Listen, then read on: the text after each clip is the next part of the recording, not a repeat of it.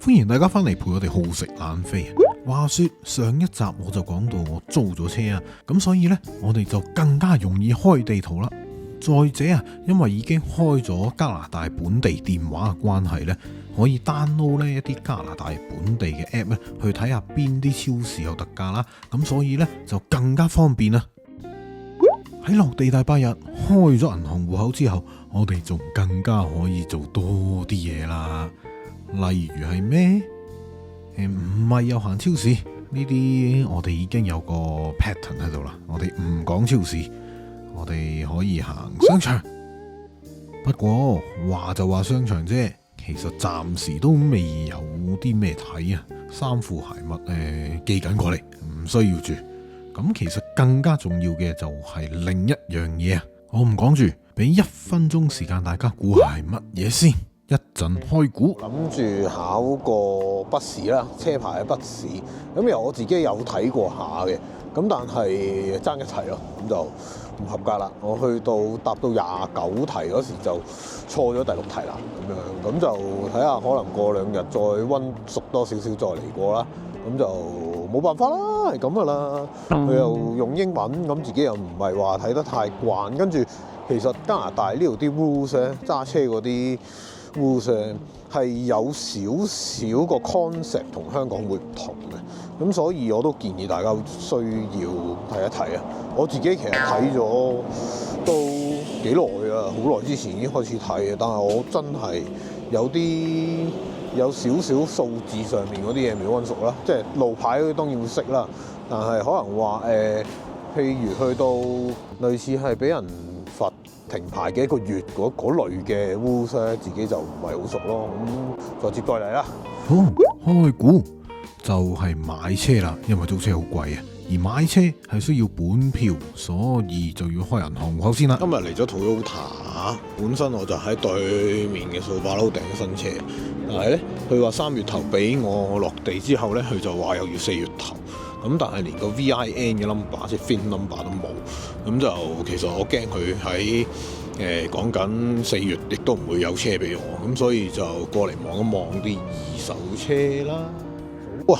咁 Airbnb 就唔能夠住得咁耐啊，咁所以咧，其實咧，我哋就約咗今日開始就睇樓啊。咁今日應該有5至7個單位可以睇到啊。唔好激動住，我知道大家對睇樓好有興趣。不過今次我哋睇嘅屋咧，其實有啲上手嘅住客或者業主喺度住緊啊，所以我都唔方便影俾大家睇。如果大家對睇樓真係有興趣嘅話，不妨喺下邊留言話俾我知，我哋盡量拍俾大家睇。咁就突然間就到咗出咗關啦。係啊，大家冇睇錯，K 太喺香港嚟卡加利旅行，係一個為期2日，係2日嘅旅行。唔好問我點解。當然，如果你想知，你可以喺下邊留言問佢，我諗佢都會答你嘅。不過佢喺美國嗰1日有啲咩經歷呢？我唔打算喺呢條片度講。我哋留翻遲啲開一條片講。而我哋前日呢，咪話睇樓嘅，睇咗7個單位啊。咁有幸地呢，當日我哋即刻呢去 bid 啦，咁就其實已經有一間中咗標噶啦。咁所以呢 K 太嚟到之後就多咗一個活動啦，就係睇家私啦。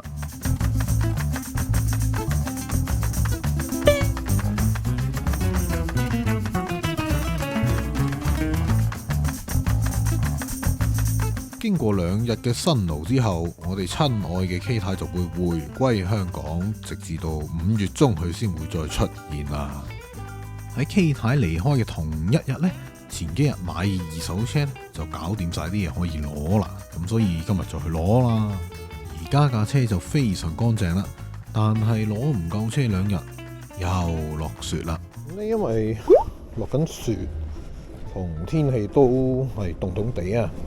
-4度、-7度啊，咁所以咧呢度住喺加拿大有經驗人士就教架車咧就要溫一溫先嘅，因為其實咧直接開嘅話，可能個 traction 唔夠啊，車未暖啊，咁你啲鏡亦都個狀態都唔係咁好啊，咁所以咧佢就教最好你都係去溫一部車先。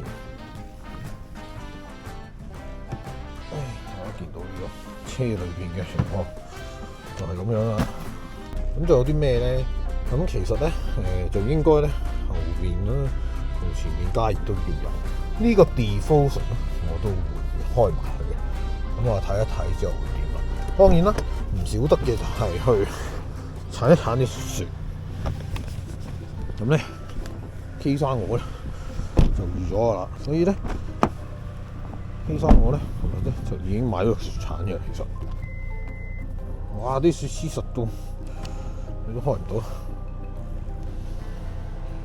呢個就係加菲嘅位啦。咁 anyway 而家唔關事，我哋要攞嘅就係呢一嚿啦。哦，原來鋼柄令到啲舊嘢變咗好凍啊！我自己都冇買過，咩都試下啦。當然啦，你可以話，我淨係鏟咗啲鏡，咁我咪行咯。咁但係唔建議咁做嘅，其實，因為咧喺車頂嗰啲雪咧，你一行嗰時會吹咗後邊嗰部車度啊。咁你就變相影響咗後邊嗰啲駕駛者。咁所以咧，其實咧一向都話咧。鏟雪咧，其實唔係淨係鏟，即係唔係淨係顧自己嘅，你其實都要顧下其他道路使用者嘅安危啊。咁所以咧，就一定要咧連個頂都鏟埋嘅。咁我起碼 at least 我會咁做啦。啊，大家我見到我都係生手嘅啫，租車鏟咗1-2日啫，其實我都係啲雪好厚啊，好玩啊，好唔好玩啊？隻手凍啲咯 ，OK 嘅。唔算話好誇張嘅，但係我見咧都唔係個個會鏟嘅，其實，我隻手僵咗。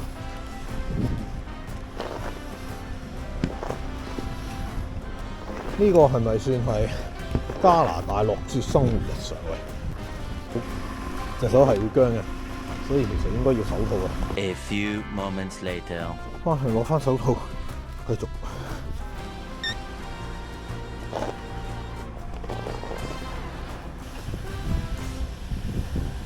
哇！啲雪多到咧，好好笑啊！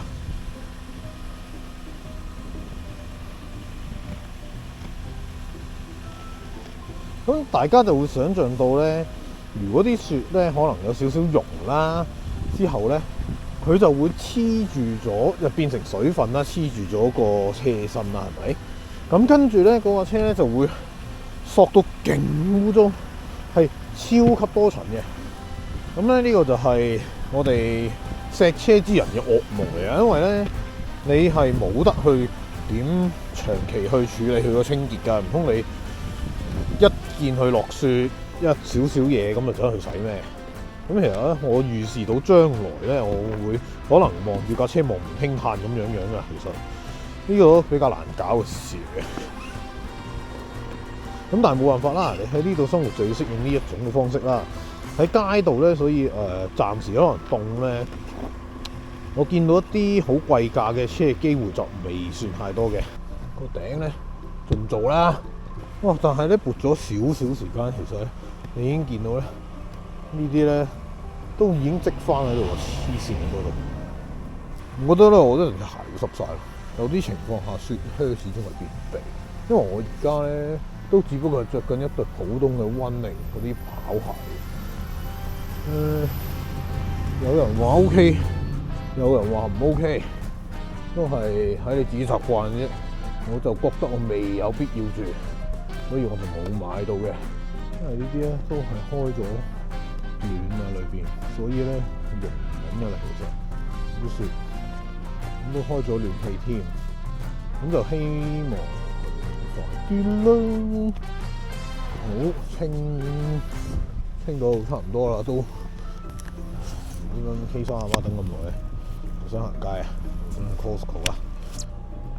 咁所以咧，你見到咧咁樣開雪走入嚟，基本上你架車係冇機會可以乾淨嘅。其實咁啊，係咯，遲啲可能有機會再同大家講下啲可能呢度保養嘅貼士啦。我自己都唔知識唔識，我自己都唔知認唔認得到。不過唔緊要，冇經驗變成有經驗。如果唔係咩叫做人生二周目，勇闖新手村啊！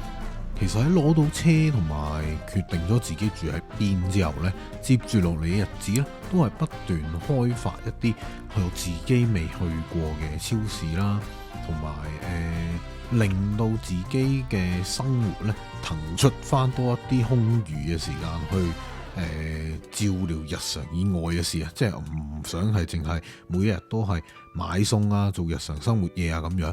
因為其實新屋嗰邊呢，有好多家私都要置過，咁所以我哋都花咗唔少嘅時間去睇家私啊，咁同埋4月頭都要砌家私，因為我哋4月8號就入伙，咁所以呢，就要夾好晒啲送貨時間啊，過嚟整寬頻嗰啲時間啊咁樣嘅，咁其實好多呢類雜務要做，亦都係因為呢啲原因呢，真係唔好意思，令到呢個開荒片第3條咁耐先至有啊！再者啦，話明係人生二周目嘛，點可以留喺新手村咁耐呢？咁喺呢一刻呢，其實大抵上衣食住行都已經初步解決咗噶啦。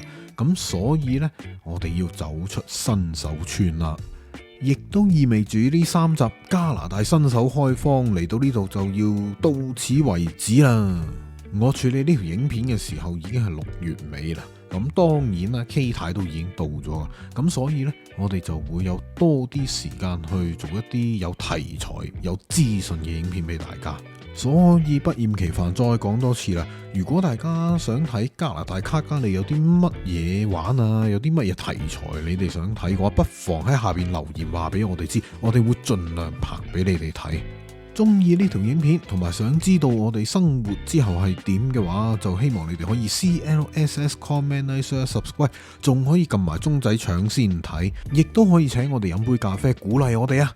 我哋今集講到呢度先，之後再見，拜拜。